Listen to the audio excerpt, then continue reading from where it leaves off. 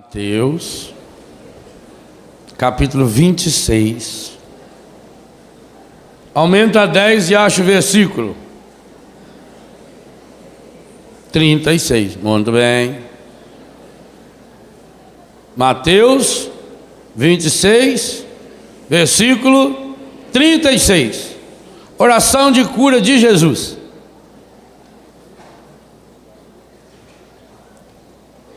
Qual é o título? Daí a gente já dá de conseguir pegar um pouco o nível dessa oração. Porque nós não podemos pensar que Jesus não tenha passado pelas consequências do pecado. Ele passou. Ele não teve pecado, mas assumiu em si as consequências do meio do seu pecado. Para a gente chegar à alegria que nós queremos, que nós começamos o dia de hoje na alegria e queremos terminá-lo na alegria, e a segunda pregação eu vou falar a partir disso, nós precisamos passar por esse processo de Jesus. Retirou-se Jesus com eles para um lugar chamado Getsemane e disse-lhes, eles aqui são quem? Os apóstolos. Discípulos não, são os apóstolos. Os discípulos é um grupo de 72. Os apóstolos é um grupo de 12. Então Jesus e os 12 apóstolos. Retirou-se Jesus com eles para um lugar chamado Getsemane e disse-lhes, assentai-vos aqui, enquanto eu vou ali orar. Tomando consigo Pedro e os dois filhos de Zebedeu. Quem são esses dois? Tiago e João. Então ele levou, Jesus foi com os 12 apóstolos, mandou eles ficarem ali, e se vou ali rezar. E levou com ele Pedro, Tiago e João. Começou a entristecer-se. Jesus ficou triste. Eu falava ontem que a cura interior não é um processo de nos transformar em seguidores de Buda, em pessoas que não sentem nada, em vacina, não.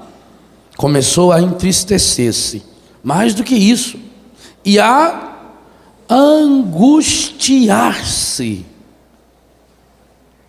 Se você ler esse mesmo esse trecho em São Lucas 22, 39, São Lucas diz que a angústia de Jesus foi tão grande que ele chegou a suar sangue. Você já suou sangue alguma vez? Então não chegou em angústia ainda, está muito longe. Jesus então começou a entristecer-se e a angustiar-se. Disse-lhes então, minha alma está triste até a morte. Ficai aqui e vigiai comigo. Adiantou-se um pouco e, prostrando-se, com a face por terra, assim rezou. Gente, cada atitude de Jesus aqui é fundamental na nossa trilha da cura. Jesus retirou-se, já retirou com o grupo. Depois se afastou um pouco mais com 3, pediu ajuda para eles. Não pediu ajuda? Ficai aqui, vigiai comigo. Adiantou-se um pouco, prostrando-se com a face por terra. Assim rezou, meu Pai, se é possível, afasta de mim esse cálice. Todavia, não se faça o que eu quero, mas sim o que tu queres.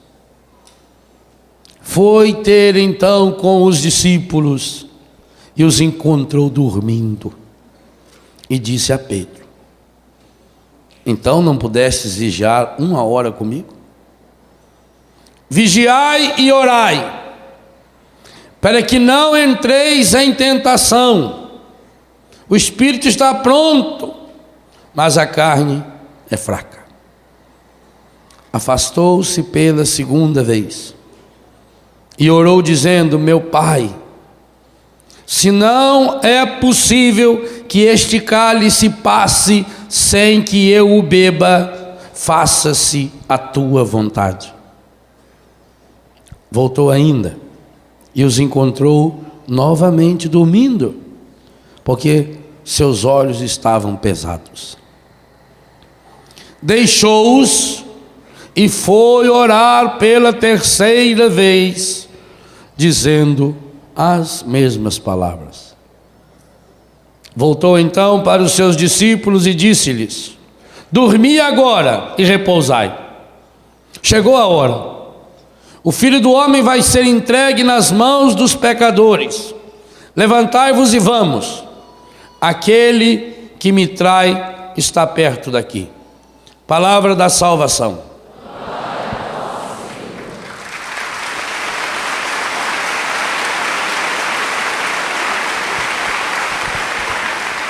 Eu penso que essa oração de cura interior que Jesus fez, porque essa oração é a grande oração de cura interior de Jesus.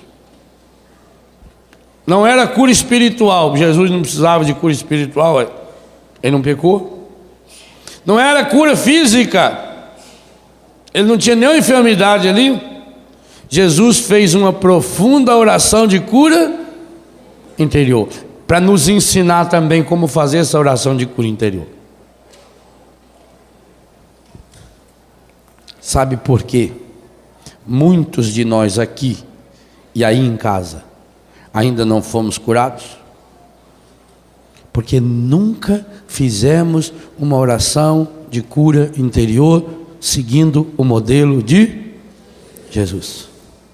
É Jesus que diz para mim e para você: eu vim para que você tenha vida e a tenha em abundância. É Jesus que em João 14,6 diz: eu sou o caminho, a verdade e a vida. Ora, enquanto nós fazemos orações de cura interior seguindo os gurus da nova era, nós podemos até sentir uma paz, assim, um alívio interior, um desabafo espiritual, mas isso não é cura interior. Cura interior é uma oração feita a partir de uma suprema angústia. Segunda coisa pela qual muitos de nós ainda não fomos curados: nós não nos convencemos ainda de que estamos numa batalha, de que estamos numa guerra. Vou pegar um exemplo recente. Há 2 meses no máximo, o Brasil sagrou-se com um título fabuloso. Lembra qual? O Brasil foi pentacampeão. Que coisa bonita. Quanta gente assistiu lá no Rio de Janeiro com o Padre Jonas, alguns em Aracaju comigo. O Brasil foi penta. As pessoas saíram na rua e festejaram. Você assistiu os jogos da seleção? A grande maioria, não responda para não mentir. A grande maioria assistiu. E a Copa do Mundo foi lá na Coreia, foi no Japão. E o horário lá é diferente, né? Do nosso. Tinha jogo que era às 3 horas da manhã. Não responda. Você levantou-se às 3 horas da manhã para ver o jogo? Não responda. Psst. Não quero que ninguém minta por minha causa.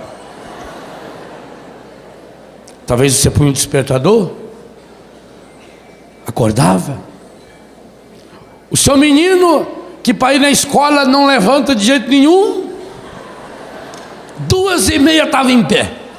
Ia lá e puxava o dedão: pai, está na hora, pai, já soltou o foguete, pai. Não é assim? E você levantava às 3 horas da manhã e ficava ali em frente da televisão e às vezes nem ia dormir mais, porque você tinha que torcer para que Ronaldinho, embora a grande responsável pela vitória da seleção foi minha mãe, Aquele modelo de cabelo do Ronaldinho foi ideia da minha mãe. Quando a gente era pequeno, mamãe mandava cortar o cabelo a gente igualzinho. Ia lá no chaveiro, ficava queimando nojo. Falei, Ronaldinho copiou do Nazaré. Então você levantava às 3 horas da manhã e você assistia o jogo. E torcia, vai, vai, vai. A grande maioria das pessoas fez isso ou não? Pergunto, não responda também. Pergunto agora. Quantas vezes você levantou às 3 da manhã para rezar um terço? Para vencer a desgraça que está abatendo sobre sua família? Não. Quantas vezes? Não é errado assistir o jogo às 3 horas da manhã, não é errado. Que bom! E eu gostei muito da vitória da seleção brasileira, até porque até o presidente da república deu palpite, dizendo que tinha que levar o fulano e o ciclano. E o Filipão foi macho o suficiente para não levar e ganhar a Copa. Eu achei ótimo. Mas isso tem que ser jogado agora na minha vida espiritual.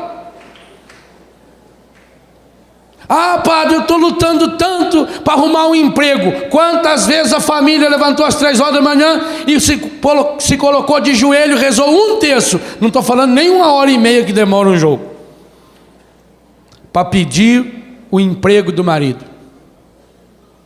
99% das pessoas nunca fizeram. Por isso que eu peço, não responda.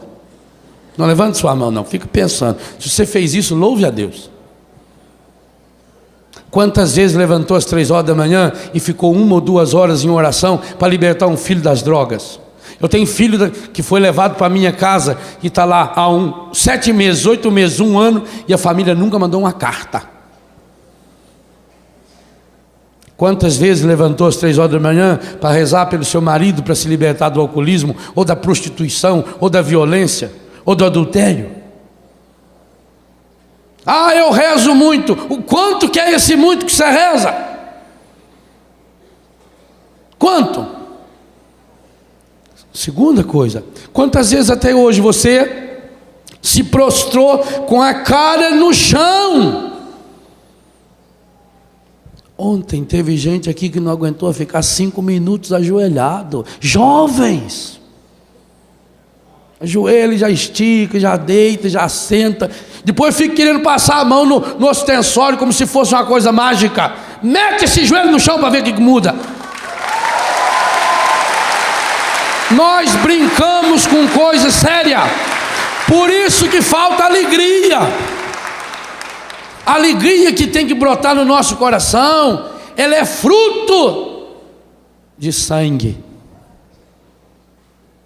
De sangue.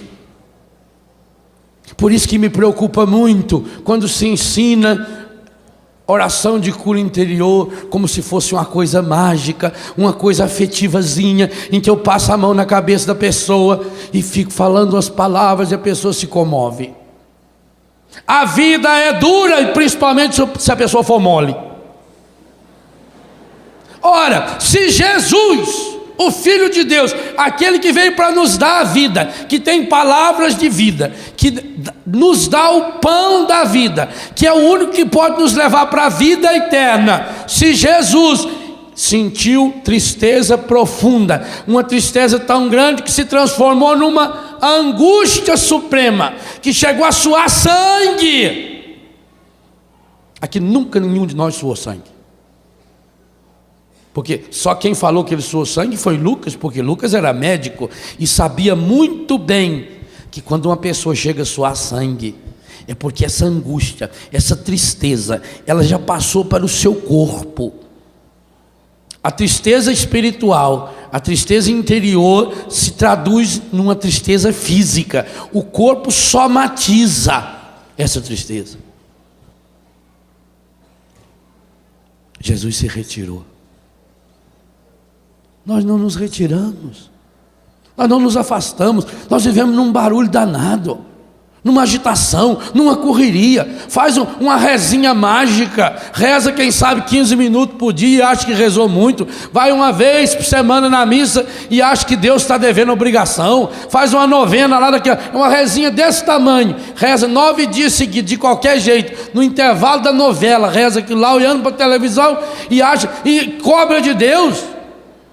Chega dessa espiritualidade de lixo. Enquanto vivemos essa espiritualidade de lixo, da superficialidade, nós não chegaremos a mergulhar na cura que o Senhor quer fazer. A cura interior não é opcional, não. Jesus veio para curar-nos interiormente, porque sem a cura interior não tem salvação. O ministério da cura interior em Jesus é um ministério salvífico, porque ele não é curandeiro, ele é salvador. Agora nós queremos um Cristo curandeiro, um Cristo que não me compromete, um Cristo que me ensine uma oraçãozinha mole. Não, Jesus se retira, se retirou com os 12, grupo. A coisa que o encardido mais está trabalhando para destruir na igreja são os grupos de oração. E triste, está conseguindo. Quantos grupos de oração morreram? Porque tem grupos de oração que hoje é uma assembleia não sei do que, onde tudo está organizado. A recepção está organizada, as músicas que o ministério vai cantar já estão todas elencadas na pasta. Já tem o sujeito que fez a escola não sei das quantas e ganhou o diploma. Esse pode ir lá falar, dar o ensino. Leva 2 horas dando ensino, 15 horas dando aviso e não reza 5 minutos. E o que tem que acontecer nos nossos grupos é um pôr na mão no outro e rezar, interceder pelas pessoas. Enquanto não fizermos isso, os grupos vão caindo. E a gente tem que deixar de viver na lorota. Onde estão os grandes cenáculos que se realizavam? É muito fácil eu colocar a culpa nos outros. Eu dizia, aliás, talvez foi por isso que nunca mais me convidaram para pregar no Congresso Nacional da Renovação. Porque a única vez que me convidaram para pregar na Basílica de Aparecida, eu falei na frente dos senhores bispos, senhores padres e não sei quantas mil pessoas que estavam lá, dizendo, a única coisa que pode atrapalhar e estragar a renovação carismática católica somos nós, quando deixarmos tomar pelo espírito de liderança e não de servo, porque a palavra líder não aparece na Bíblia. E é isso que está acontecendo. É isso. Tem gente que hoje tem tanto cargo, ele que pertence a tanta secretaria, que ele não tem tempo de fazer uma oração. Ele tem que organizar as pastas das secretarias dele, tudo. Jesus está nos dando um ensino concreto de cura interior. Retire-se com o grupo. É preciso que eu tenha um grupo. E dentro desse grupo, aí é uma sabedoria espetacular. Jesus tinha o grupo dos 12 apóstolos. Ele tinha os 72 discípulos, com os quais ele rezava. Mas ele tinha o grupo dos 12 apóstolos, que era para fazer a oração mais íntima. Foi para eles que Jesus ensinou o Pai Nosso. Foi com eles que Jesus partiu o pão e instituiu a Eucaristia. Foi com eles que Jesus instituiu o sacramento da reconciliação. Acabamos de receber um abraço de um sucessor deles, Dom Alberto. Os bispos são sucessores dos apóstolos. Mas entre aquele grupo, o grupo que Jesus rezava, o grupo que rezava com Jesus, Jesus tinha o seu grupinho de cura interior. E esse grupinho tem nome. Era formado por Pedro, Tiago e João. Sabe o que me impressiona? Os 3 piores. Em matéria de relacionamento, os únicos 3 que a Bíblia conta que tinha defeito de relacionamento. E aliás, para completar o quadro, a conclusão da oração é Jesus dizendo que está chegando o quarto. Qual é esse quarto que estava chegando ali? Judas. Ele está bem de oração. Jesus tinha o seu grupo, e dentro daquele grupo ele tinha os três que eram os seus verdadeiros amigos. Quem diz que tem muitos amigos não tem nenhum.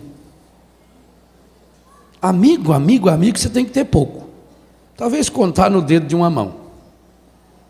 Mas é esse amigo diante do qual eu posso rasgar meu coração.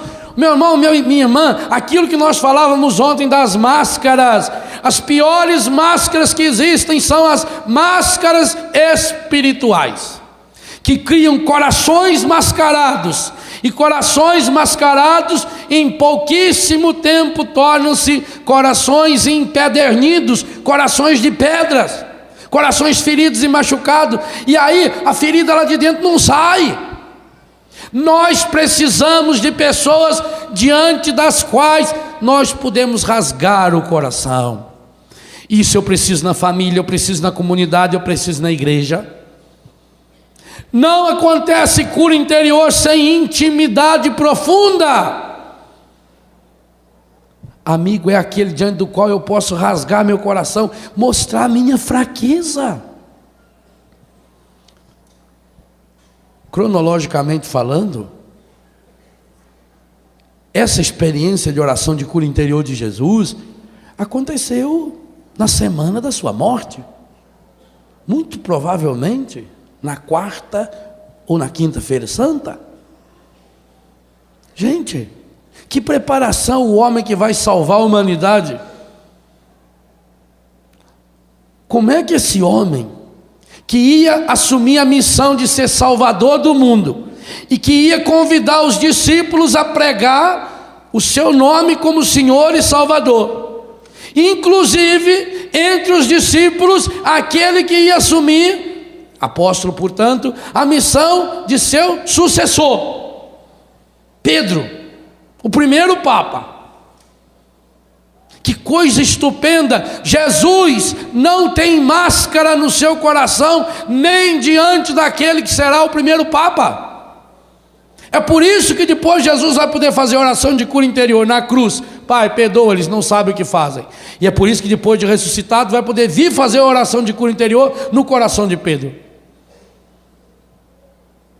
Jesus está nos mostrando que enquanto não entrarmos nesse processo de prostração, e a palavra prostrar eu lembrava ontem, ela tem esse duplo sentido. Quem não se prostra diante de Deus, se prostra diante da vida, e terrível, acaba se prostrando diante do engadido. Porque o sonho do engadido, e ele falou para Jesus, é que a gente acabe se prostrando diante dele. Esse é o sonho dele. Quantas pessoas prostradas na vida? Pega o dicionário e lê o que é prostrado. Deprimido, angustiado, triste, amarrado, desanimado, estou mal, estou prostrado. Sabe por que a gente fica prostrado? Porque a gente não se prostra diante de Jesus. A gente não se prostra diante do Senhor.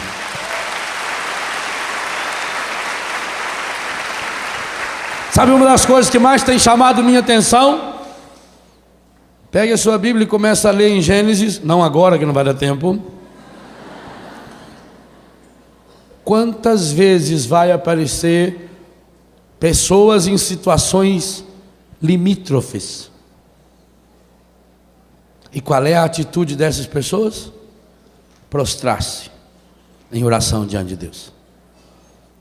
Mas não uma oraçãozinha escondida lá no quarto, não. Quem quer experimentar a graça da cura interior não pode se esconder. Tem que tirar as máscaras. Jesus, embora não tivesse máscara, teve que tirá-las diante de Pedro, Tiago e João. Porque às vezes você podia dizer, mas eu não tenho para quem eu me abrir. Eu não tenho pessoas especializadas, experimentadas, cursadas ou sei lá o quê. Talvez tenha sido pedagógico que Jesus escolheu Pedro, Tiago e João. para mostrar para nós, olha aqui, diante de quem eu me abri. Pedro, o único que o negou 3 vezes. Tiago e João receberam de Jesus o apelido de Boanerges, filhos do trovão. Pensa bem. Às vezes a gente fica triste porque uma pessoa falou mal da gente. Jesus não falou mal, não. Ele chamou os dois de filhos do trovão. É feio. Trovão assusta. E de Pedro ele deu um apelido para Pedro que Deus o livre guarde. Mateus 16. Afasta-te de mim, encardido. Que coisa! De nenhum outro apóstolo ele chama, nem Judas. Pedro, encardido. Tiago e João, filhos do trovão. Pior ainda, pois foi diante dessa trinca medonha que Jesus 3 vezes se prostra em oração. Parece que as 3 vezes que Jesus se prostra significa uma para Pedro, uma para Tiago, uma para João. Talvez será por isso que Paulo vai escrever em Gálatas que as colunas da igreja é Pedro, Tiago e João. Jesus se abriu com eles. Jesus mostrou a angústia para aqueles 3.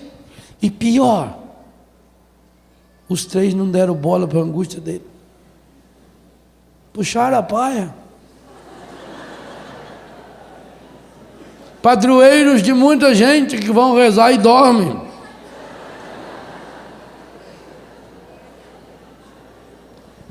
A primeira vez que Jesus se prostrou, ele ficou quanto tempo? 1 hora. 1 hora. Tenta ficar 1 hora prostrado, com a cara enfiada na terra. Já começa a incomodar. Foi igual do joelho ontem. Virando-se um pouquinho, vira para lá, vira para cá, estica. Logo senta, deita.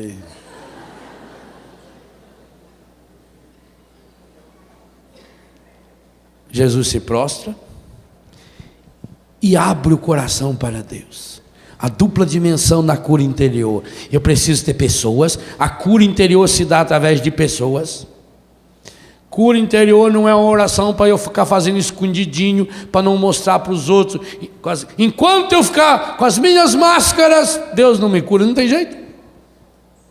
Jesus praticou a cura interior, abrindo-se diante dos 3 piores apóstolos nessa área. Parece que ele escolheu a dedo. Chorou diante deles. Desmoronou. Essa palavra cabe muito bem a esse texto. Caiu, desmoronou. Angústia suprema. E rezou ao Pai. Abriu o coração, arrebentou as máscaras do coração. Meu Pai, se possível, afasta de mim esse cálice. Jesus não foi dando risada para a cruz, não. Jesus não tinha uma atitude fatalista, tinha que acontecer. Jesus não tinha que morrer. Não. Ele veio para salvar o mundo. E coerentemente com a sua vocação e a sua missão, por amar demais o Pai e o mundo, tendo amado os seus que estavam no mundo, amou-os até o fim. João 13, verso 1. Em consequência da coerência desse amor, é que Jesus vai até o final e passa pela cruz. Mas a chegada da cruz teve Getsemane. Esse Jesus que quer dar a vida a mim e a você está nos ensinando algo muito importante. Meu irmão, minha irmã, tira a máscara. Aplica aquilo que você aplica na sua vida do dia a dia para a sua vida espiritual. Se você foi capaz de levantar às 3 horas da manhã para assistir um jogo da seleção que não muda nada na sua vida, o que você ganhou com o Penta? Nada.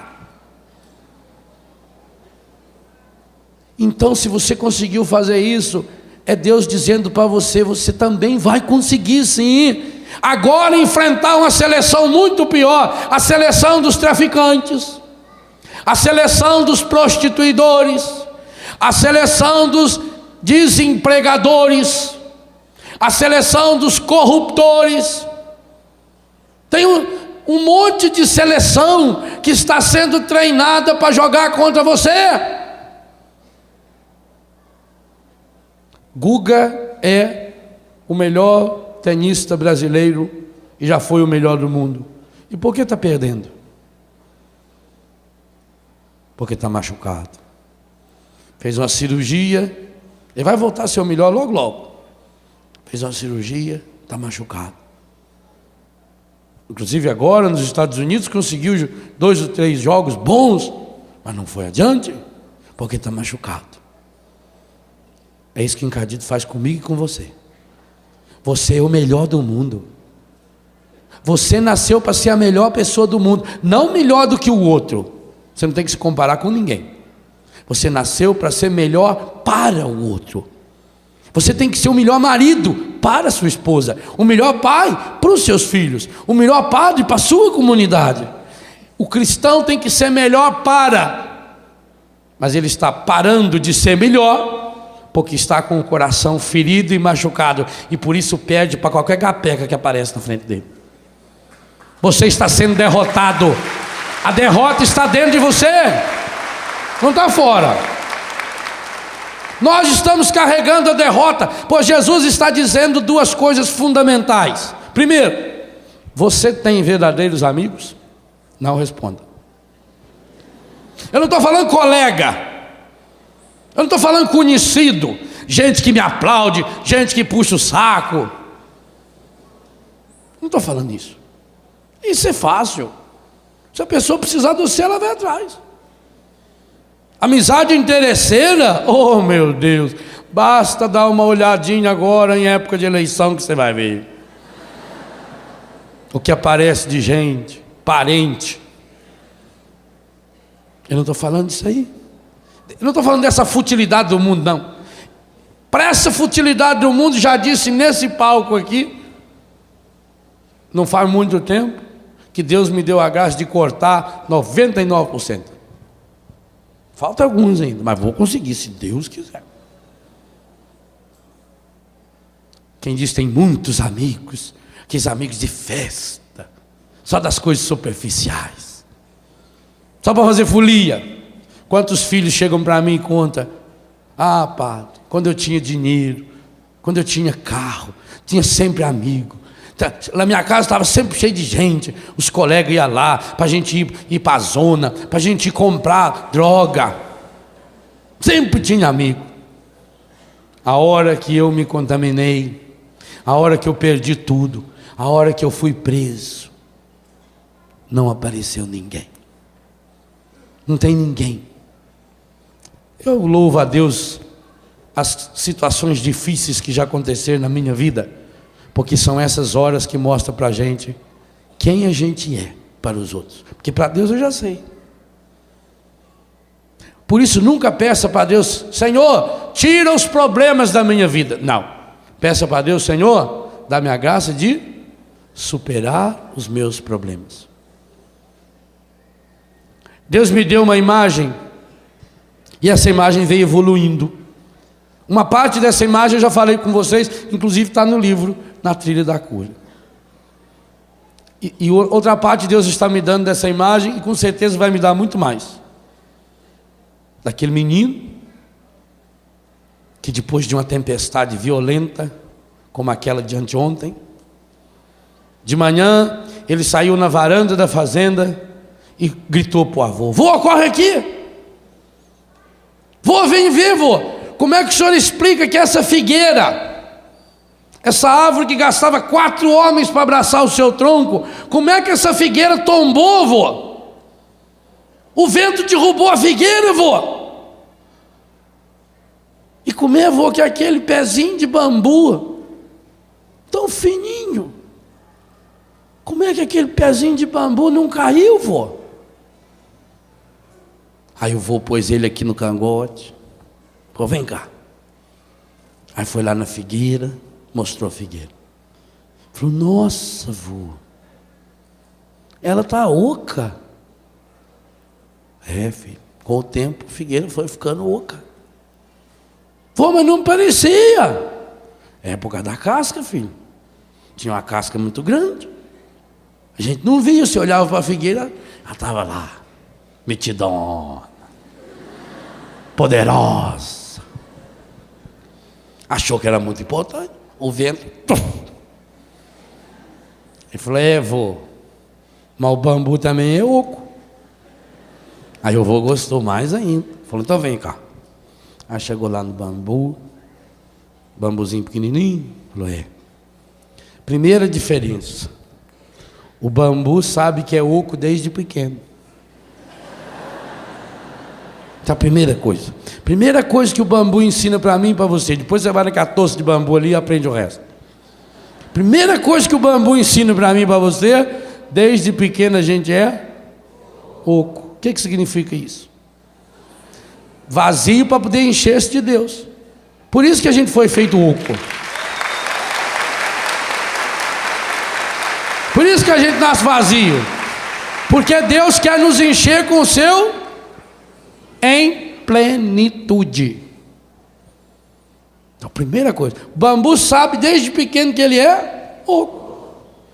Então, sabendo que é oco, que é fraco, ele toma alguns cuidados. Segunda coisa que o bambu nos ensina, a nossa vocação é o céu. O bambu é uma grama, é da família das gramíneas. Enquanto as gramas comuns se alastram, o bambu, sendo uma gramínea, sobe. Porque ele tem uma meta. Todo bambu só cresce para o alto. Você também. Ou você cresce para o alto, ou a tempestade vai derrubar você. Eu tenho que ter uma meta. É no alto que está a vossa meta. Somos cidadãos do céu. Nós nascemos para lá. É lá para cima que eu tenho que olhar. O bambu está sempre olhando para o céu. Sempre buscando o alto. Sempre buscando a graça de Deus. Terceira coisa, se ele quer crescer muito, ele tem que ter raízes profundas. Por isso, ele vai se alastrando. O tanto que um bambu cresce para cima, ele vai se alastrando na terra, ele vai enfiando, ele vai achando pedra, a raiz vai abraçando, abraça no outro tronco, ele enche.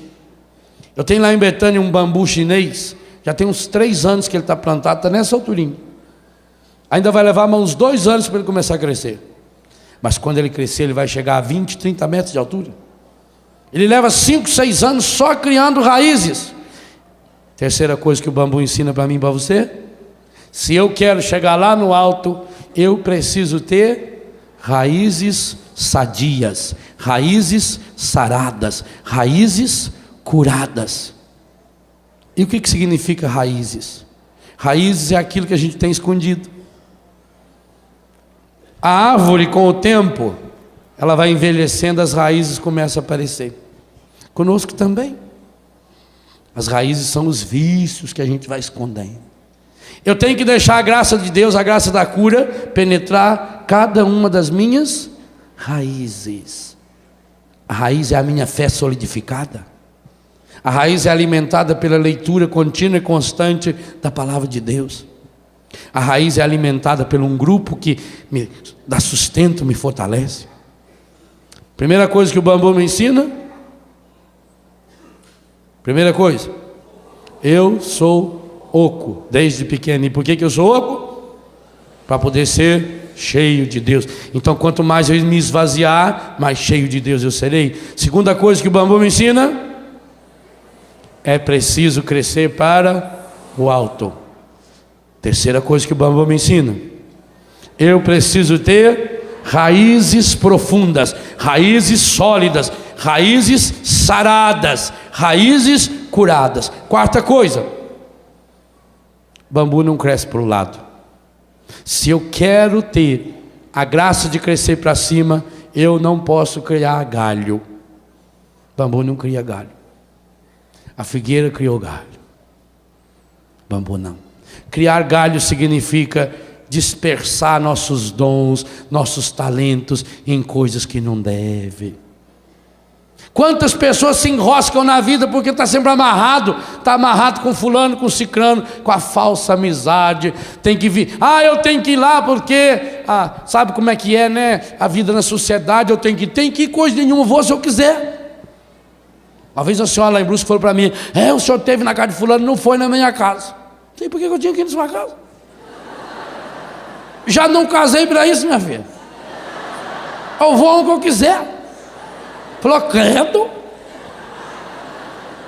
A gente vai criando tanto galho, depois vive quebrando galho. A pessoa se divide, tem tanta coisa para fazer. É o tal das secretarias, né? Cria tanta secretaria, tanta galhada. Corta as galhadas, porque quanto menos galho eu tiver, menos dolorosa será a poda. E João 15 diz que a gente será podado. Os galhos significam as coisas que a gente vai acumulando. Já percebeu quanta coisa a gente tem que a gente não precisa ter para ver? E vai se apegando. Tem gente que chega lá, se aquela caixinha cor de abóbora que ganhou no aniversário da avó dela de 1938, se aquilo não tiver lá, ela fica deprimida. Estragou a minha caixinha. Porque eu queria hoje usar aquela calça com o zip nas costas e não. Corta um pouco do galho. Quanto menos coisa a gente tem, melhor. É como aquele sujeito que foi procurar um guru, um sábio espiritual, um mestre, para pedir ajuda para ele. Falou, ele mora aqui, a casa dele é logo aí. Aí chegou até a casa dele, era um salão, o homem morava numa tenda. Aí entrou, o mestre convidou ele a entrar, chegou lá, tinha um colchão no chão, 2 cadeiras, 2 pedras assim, uma panelinha, mais nada. Aí o homem ficou impressionado com aquilo e falou, mestre, onde estão as suas coisas? Aí o mestre riu e falou, onde estão as suas? Ele falou, mas eu estou aqui de passagem. Eu também. Nós estamos aqui de passagem. Se você quer crescer lá para o alto, corte os galhos, corta a galhada, canaliza. Crescer para o alto e tirar as galhadas significa investir a minha vida, e isso vale para tudo. Quantas famílias estão cheias de dívidas, cheias de problemas, porque não se une? Corta o galho, corta o supérfluo. Quanta coisa que você não precisa. Oh meu Deus, quanta coisa eu não preciso para ser feliz. Quanta coisa eu não preciso. Só que a gente vai se apegando, O galho é assim, ele vai grudando. O galho cresce aqui, gruda lá. Aí aquilo parece que já faz parte do galho. Aí tem que proteger aquilo. E aí vai ficando pesado. O galho é muito grande. Aí começa bicho vir fazer ninho ali em cima. E cobras e lagartos. E vai apodrecendo. E a pessoa tenta proteger os galhos. Corta os galhos. Eu conto no livro Na Trilha da Cura. Primeira vez que eu cheguei a Paris, eu fiquei decepcionado com aquilo lá. Falei, um lugar feio. Era inverno, aquelas árvores tudo seco. Eu falei, por que não corta isso tudo, né?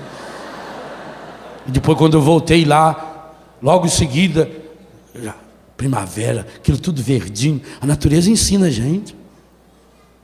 Na hora do frio, ela recolhe, ela não é besta, deixa cair a folha. Agora vai segurar as folhas. Segura a folha, a raiz apodrece. A natureza é sábia. O que ela faz? Ela mesmo dá uma chacoalhada assim, aproveita o vento, joga a folha cai no chão, aí fica quentinha, a raiz dela dorme sossegada. Ela recolhe a seiva e joga para a raiz, porque a terra fria mata. Aí quando começa a melhorar a temperatura, ela vai devagarinho soltando. Por isso que a gente tem que podar as plantas no inverno, porque a seiva dela está concentrada na raiz, aí não morre. Será que você não está com um galho demais? Alguns de nós somos umas galhadas enormes. Aliás, tem pessoas que quando ela chega no lugar, você já nota aquela galhada chegando. Aquela coiseira, aquilo parece uma árvore de Natal, aquilo desfilando. Parece um pavão, parece um peru. Aquilo. Ai, e chega lá e chega pra cá. Consegue nem andar aqui, né? Corta! Bambu é oco desde pequeno. Quer crescer para o alto. Cria raízes profundas e não cria galho. 4 coisas já aprendi. Primeira, oco desde pequeno. Por que eu sou oco?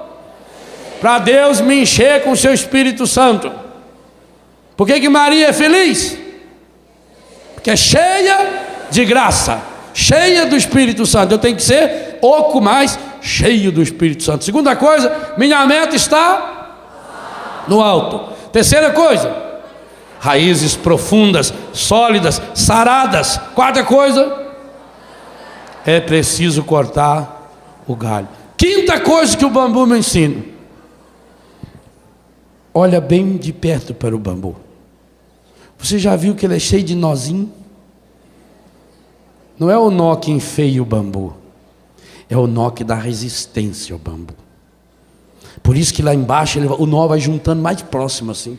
A parte mais velha do bambu, o nó vai ficando. Porque nó significa cada etapa que eu venço, cada problema que eu supero. Cada problema que eu supero na minha vida me torna uma pessoa mais forte, me torna uma pessoa mais resistente. Se o bambu não tivesse nó, ele seria lindo, parecia um cano de PVC, mas na primeira ventania o bicho rachava de cima embaixo. É o nó que dá resistência ao bambu, é o nó que faz o bambu ser forte, é o nó que faz o bambu ser firme. Cada nozinho significa um problema resolvido. Cada vez que eu supero um problema, cada vez que eu supero uma dificuldade, cada vez que eu supero um desafio, cada vez que eu perdoo uma pessoa que me machucou, cada vez que eu peço perdão a alguém que eu machuquei, cada vez que eu faço um pequeno jejum, é um nozinho que vai se solidificando, e esse nozinho vai amarrando e vai dando consistência. E o bambu chega a ser tão forte que na China eles fazem ponte para passar caminhão de guerra feito de bambu. Eles fazem escadas, edifícios enormes. Eu preciso aprender com os nós. Os nós significam dificuldades superadas. Aqui Jesus dobrou-se diante de algumas dificuldades. Nós que ele superou, nós que ele assimilou. Meu irmão, uma coisa muito importante: problemas todos nós temos. Os problemas precisam ser assimilados e não fugir do problema. O mundo de hoje ensina você a fugir do problema. Toma um gole de cachaça que passa. Toma um Doril, a dor sumiu. Não vou falar mais nada, senão rima com esse negócio aí, não deve. Toma isso que vai não sei para onde. Não, Jesus está dizendo para você: supere os problemas, vença os problemas. Eu estou aqui para mostrar como. Para você superar esses problemas, você precisa ter a humildade do bambu, de se pinchar no chão, de se enraizar no chão, e cada dia viver como um dom de Deus. Por isso que Jesus, o Deus da vida, nos ensina o pão nosso de cada dia. Tem um problema a ser superado, supere esse problema agora. Resolva. Como que eu vou resolver? Jesus deu a pedagogia para nós. Vai para o seu grupo. Lá no seu grupo, aquelas pessoas que são amigas, 2 ou 3 pessoas. Aliás, o evangelho de hoje vai tratar dessa mesma temática. Coloque-se com essas pessoas num momento retirado de oração. Abra o seu coração, faça uma oração honesta. Meu Deus, minha alma está triste. Senhor, eu estou abatido. Senhor, eu estou com dor. Senhor, eu estou abatido demais. Senhor, eu estou machucado. Senhor, eu estou ferido. Senhor, eu estou me sentindo sozinho. Chora diante de Deus, chore suas mágoas diante de Deus. Aquela definição linda de oração que está no primeiro livro de Samuel, capítulo 1, versículo 10, 11, 12, 13, 14 e 15. Ana rezando, e quando o sacerdote acha que ela está bêbada, porque o jeito que ela rezava, ela diz: não, eu não estou bêbada, eu derramo a minha alma na presença do Altíssimo. Que definição de oração! Derramo a minha alma, derramar é pegar um copo e derrama a minha alma na presença. E você derrama a sua alma na presença de quem? O bambu tem nós, e nós significa etapas. Uma longa caminhada se faz com pequenos passos. Andar é a coisa mais fácil que tem, você só mexe o pé de trás, ó. Observe que depois em casa você pode fazer a experiência. Veja, ó, só estou mexendo o pé de trás, o da frente eu nem me incomodo com ele. E anda. Significa que problemas a gente tem que solucionar um de cada vez. Ai, padre, eu tenho 30 pratos para lavar. Você nunca lavou 30 pratos. Você lava um, depois um, depois um, depois um, depois um, depois um, depois um. Faz um por vez. Conquiste. Cada etapa vencida, cada etapa é uma etapa, cada etapa é uma vitória. Celebre essa vitória. Os nós são aquilo que fortalecem o bambu. Primeira coisa que o bambu me ensina: eu sou oco. E por que eu sou oco? Para ser cheio de Deus. Segunda coisa que o bambu me ensina: é preciso crescer para o alto. Terceira coisa: eu preciso ter raízes sólidas, firmes, saradas. Raízes saradas, curadas. Quarta coisa: o bambu não cria galho. Quinta coisa: fazer dos nós uma amarra, uma resistência. Como numa construção, você vai fazer um prédio, a cada pedaço de construção tem que fazer um amarro, tem que colocar uma estrutura. É isso que sustenta a gente. A construção é um tijolo em cima do outro, tijolinho por tijolinho. A vida é assim. O mundo de hoje oferece tudo pronto, tudo mágico, tudo automático. Não! Jesus está dizendo para nós que a cura interior é um processo onde o Espírito Santo se junta ao meu espírito, se une ao meu espírito. Romanos 8, 26. O mesmo Espírito se une ao meu. Ele não faz por mim. O homem que chegou lá na igreja: o padre, eu queria que o senhor rezasse para a minha cura. O padre falou: você tem que ter fé, meu filho. Ele falou: eu tenho muita fé, padre, muita fé. Eu tenho tanta fé que eu vim a cavalo. E eu deixei meu cavalo lá na porta da igreja, eu nem amarrei ele, porque eu sei que Deus está cuidando do meu cavalo. Vai amarrar o cavalo, rapaz? O senhor não acha que Deus tem coisa mais importante a fazer que ficar segurando o cavalo na porta da igreja? Ora! Amarre seu cavalo, faça sua parte. São nós que a gente aprende com os problemas, com as dificuldades. Sexta coisa que o bambu nos ensina: meu filho, olha bem para esse bambu. Ele está sozinho? Não. A primeira coisa que o bambu faz, quando ele começa a crescer, ele deixa o vento, e esse vento é do Espírito. Eu falei aqui em Pentecostes. Ele deixa o vento jogar uma sementinha do lado, e outra do lado, e outra do lado. Bambu só cresce em toça. Por isso que você olha de longe, uma toça de bambu é maior do que uma figueira, é maior do que uma árvore. E essa toça é tão grudada, por quê? Primeiro, não tem galho. Nenhum deles tem galho. Segundo, porque eles têm raízes profundas, todos eles. Terceiro, porque todos eles estão crescendo para cima. Quarto, porque todos eles sabem que são ocos. Quinto, todos eles vão se grudando um no outro, porque aprenderam a fazer isso consigo mesmo.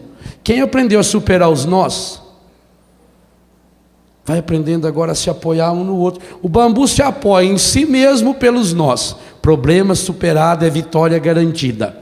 E agora se apoia em quem está do meu lado. E um se apoia no outro, e um balança junto com o outro, e eles vão até se entrelaçando. Se você tentar tirar um bambu lá do meio da toça, você não consegue. E está grudadinho. Bambu nasceu oco, quer ir para o alto, portanto cria muitas raízes, supera cada dia um problema, os nozinhos que a vida vai lhe oferecendo. Cada problema superado é um nó que firma, e ele se torna forte, e ele se torna firme. Ele vai cortando os galhos. Quem não corta os galhos não consegue viver em comunidade. Por que as pessoas não conseguem viver em comunidade? Tem gente que não pode. Como é que vai pôr dois pavão macho junto? Não cabe. A hora que eles abrem, é que top.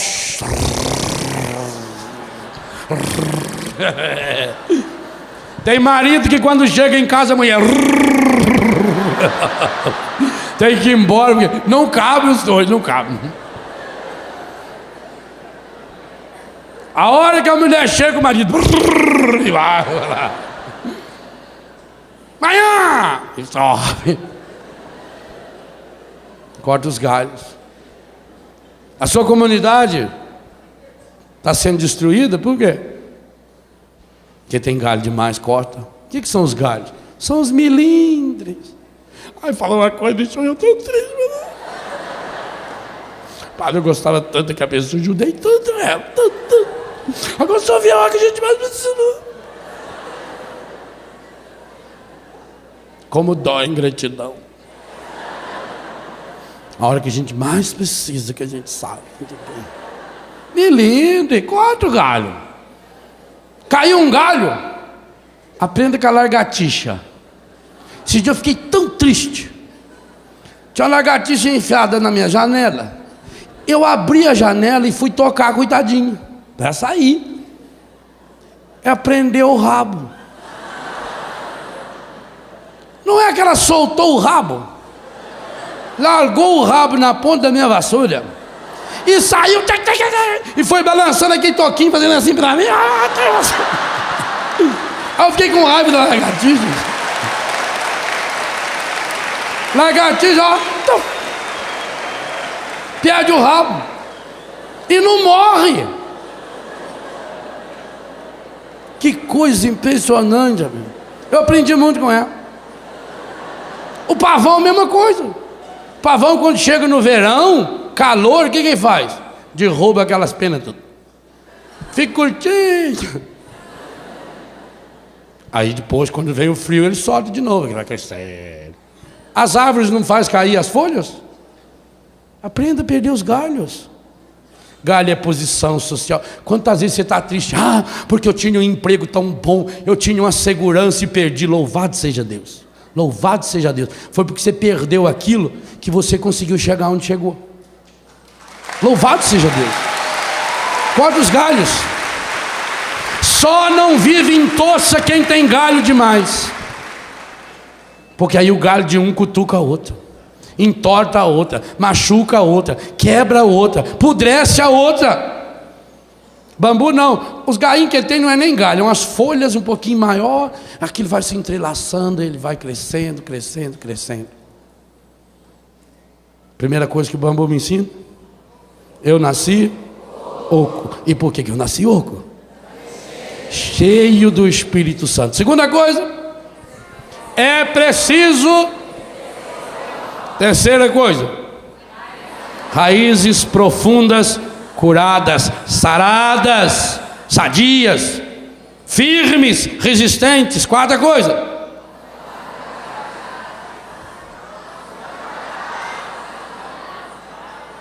chegue num acordo.